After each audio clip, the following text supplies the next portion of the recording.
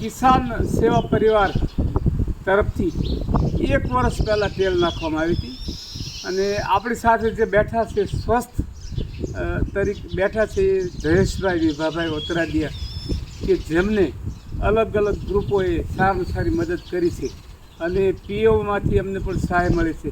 માનનીય શ્રી કુંવરજીભાઈ બાવળિયા સાહેબની ભલામણથી સીએમ હાઉસથી પણ 5 લાખ રૂપિયા મળ્યા છે અને કુલ રકમ 25,48,000 રૂપિયા કુલ ટોટલ એમને મળી છે. અને આજે જે આપણે સ્વસ્થ જોઈ છે કિસાન સેવા પરિવાર તરફથી આપણે તેલ નાખેલી અને અમારી સાથે રાજકોટ ખાતે એમણે શરૂઆત કરી. રાજકોટ શહેરનો પણ ખૂબ ખૂબ આભાર માનીએ છીએ. રાજકોટ શહેરના વિવિધ દાતાઓ એ પણ સારામાં સારી મદદ કરી છે.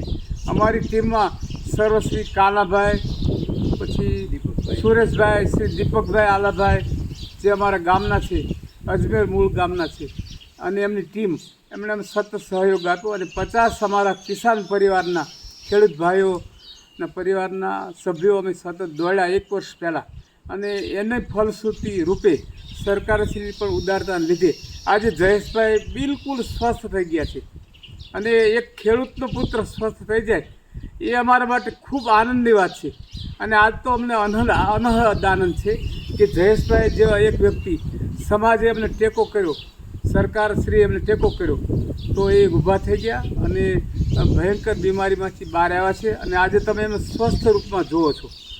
તો આજે મારું કામ એવું છે કે જયેશભાઈને જે લોકોએ મદદ કરી છે એમનો આજે મારે હૃદયપૂર્વક આભાર માનો છે. એના માટે હું આ વિડીયો બનાવું છું કે જેથી કરી ભવિષ્યમાં કોઈ પણ ખેડૂત પરિવાર કોઈ દિવસ હેરાન ન થાય અને ખેડૂત પરિવાર એ આપણો જગતનો તાજ છે. એના માટે આપણે બધું જ આપવા તૈયારી રાખવી પડે. બોર્ડ સરહદ ઉપર સૈનિક છે અને આપણા દેશમાં ખેતીમાં કિસાન છે તો આ કિસાનને મદદરૂપ થવા માટેનો નમ્ર પ્રયાસ બધાએ કર્યો છે અને બહુ બહોળો પ્રતિસાદ સારામાં સારો લાભ એમને આપ્યો છે અને અમે જે તેલ નાખી એનો સદુપયોગ પણ થયો છે. આજે હું એ સરોનો આભાર માનવા માટે અને હું તમને જયેશભાઈને સ્વસ્થ બતાવવા માટે આજે હું આવ્યો છું. જયેશભાઈને હું પૂછું છું કે જયેશભાઈ હવે તમને કેમ છે? જયેશભાઈ રેડી.